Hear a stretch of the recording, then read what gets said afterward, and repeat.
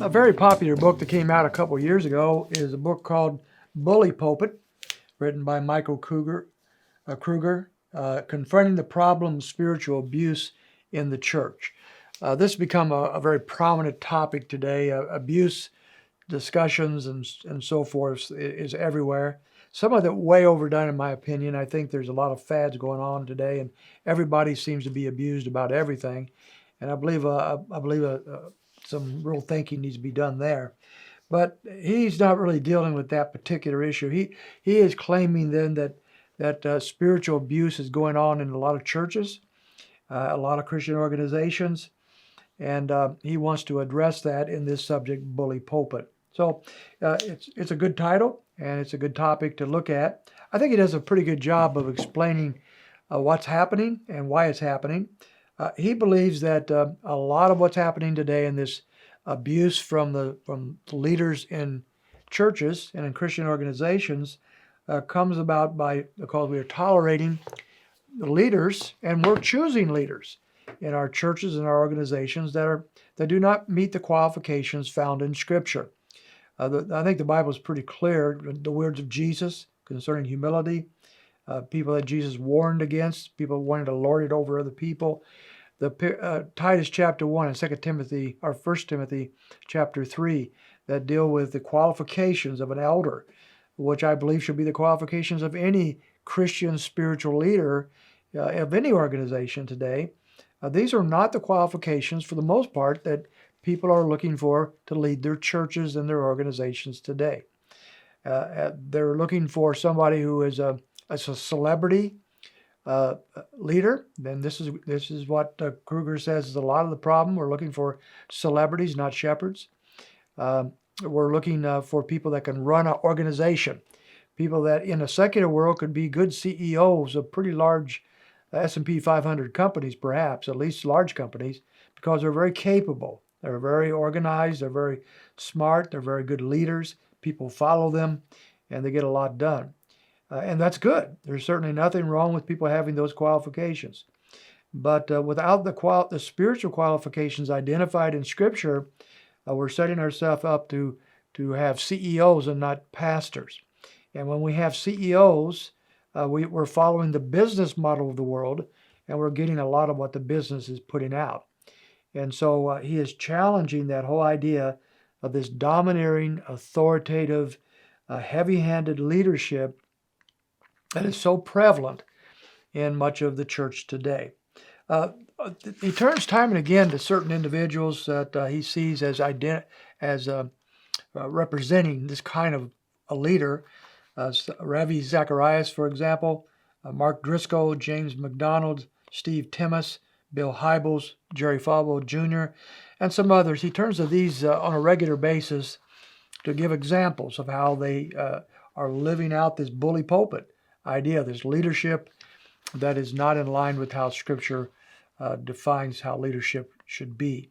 He defines this way, a bully leader.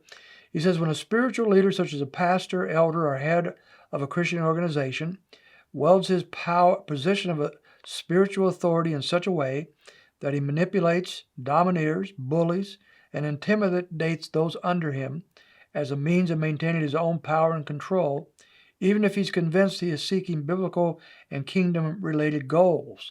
So this is the kind of person he's talking about. These are people that often have high ambitions, and they have great goals.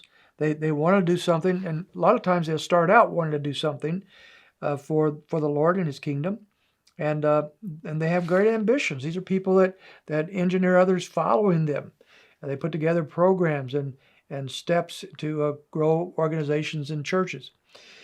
But somewhere along the line, a lot of them get caught up in their own headlines, and they begin to believe their own press, and they begin to believe that they are perhaps infallible. And on top of that, as they move into the positions of power and success, they kind of move to the side anybody that would challenge them.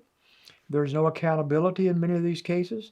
Anyone who would try to put brakes on anything they want to do or challenge their steps or challenge their integrity is going to be marginalized or removed or or perhaps find themselves without a job in many cases, because these domineering leaders believe what they're doing is right, and anybody else that challenges that is wrong. And so that leaves them in a situation where they really have nobody to speak into their lives and nobody to really challenge them. So all the names he mentions here, I believe, are people that fit that definition. They got too big to fall and too big to be held accountable, and they were not held to account for that reason. And therefore, in each of these cases, we have knowledge of their failure. Unfortunately, there's tens of thousands, perhaps, and maybe not that many, but a lot, who haven't been caught yet or haven't fallen yet, but who are living out this bully pulpit type of leadership in the local church. And it doesn't have to be a mega church for that to happen, but it often is. And part of the problem is this is what people are looking for in their pastors today. Since the 1970s, when the seeker-sensitive model was developed by Hybels and Warren and some others, Schuler, the church has been taught for these 50 years that what we need is a great, powerful CEO leader. And gone are the days of a shepherd who loves his sheep, who feeds his sheep, who guards his sheep. That's an old-fashioned model. Not a lot of churches are looking for that today. They're looking for these organizational leadership management type of people, and that falls right into the pattern of this bullying pulpit that he talks about here. He says a lot of these people have learned to flip the agenda on people or flip the script. So if anyone does challenge them, they have learned how to manipulate in such a way that it turns back on these poor people, and they are often people that lose their positions and get vilified in the process. Kruger says that his goal of this book has been, this is toward the end of his book, the goal has been to show that the problem of spiritual abuse is real, to give the proper definitions and diagnostic tools to identify it, and to motivate churches and Christian leaders to take necessary steps to stop it. But there's one final thing I want to do, and that is to prevent people from becoming abusive leaders. So head them off at the pass here. Don't let this type of mentality develop in the church. That's good, but that's going to be hard to accomplish. I think it's good advice, but the fabric built into the American Christianity today in American churches is so far, I think, from the biblical pattern and so caught up in the business model that has become popular since the 70s and pretty much permeated much of Christianity, that to change that is going to take radical rethinking and retooling in our churches, and for God's people to see what a pastor and a true Christian leader ought to be versus what we now think should be the case. And that's especially true when about 70%, according to him, of those of our churches today are large, or let's put it this way, about 70% of people in our churches today go to large churches. So the small church is looked down upon. Certain Christian leaders like Andy Stanley has really been very vocal against small churches, that he doesn't believe can get the job done. By small churches, he means churches under 200, 250. Anything below that is just really not a church that can get the job done. They need to come to big churches like his. And yet most churches are smaller.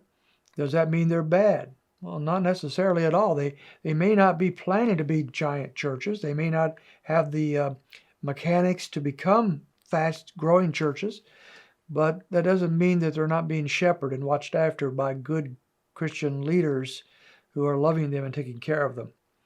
So it's going to be a hard thing to change all that. He does give some advice on how to change and how to guard against bully pulpits and developing leaders of this type, but I don't believe they're particularly practical and will probably not accomplish a great deal.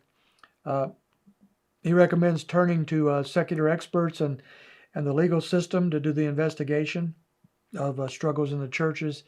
Not so sure about that. There are times when we should do that, but keep in mind we're turning to unbelievers to solve spiritual issues. That's not always a real good plan. He suggests that we have search committees that might be taught how to look for leadership. That's a good idea. Again, unfortunately, that's not going to solve the problems at large, although it might help a local church. He recommends an independent committee made up of elders and non-elders, including women, to give oversight to leaders. Again, not sure how that would work in real practice in a local church that has leadership of pastors and elders. He suggests annual reviews, much as the business world has, but I'm not sure that would solve a whole lot there as well. He's very optimistic, however, that the church will be fine no matter what, which seems to be the antithesis of what the book is about. If we've got a problem here that's big enough to write a book about, then I'm not so sure that to say everything's going to be fine is the best takeaway. Though we do have a problem. We have people that are abusing leadership, and we have a problem of God's people being abused in so many circumstances. We hear about it all the time. Fortunately, there's an awful lot of God's people, God's leaders, pastors, and leaders of missions and organizations, and elders in local churches that are following the biblical paradigm of what it means to be a godly leader. And those people are getting a lot more done than I think we know about. But until we recognize that leadership is not based upon celebrityism and personality and managerial gifts that are not also infused with godliness and spiritual qualities that are mentioned and sought and taught in the New Testament. As long as we turn to management models and books to find leaders rather than to the New Testament, as long as we do that, we're going to have a problem. And again, like I said a few moments ago, to change that is going to be a massive job.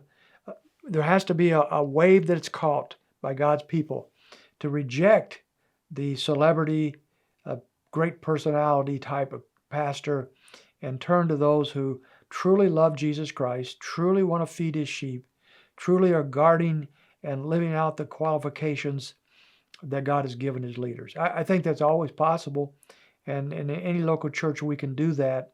And I trust that these insights were helpful.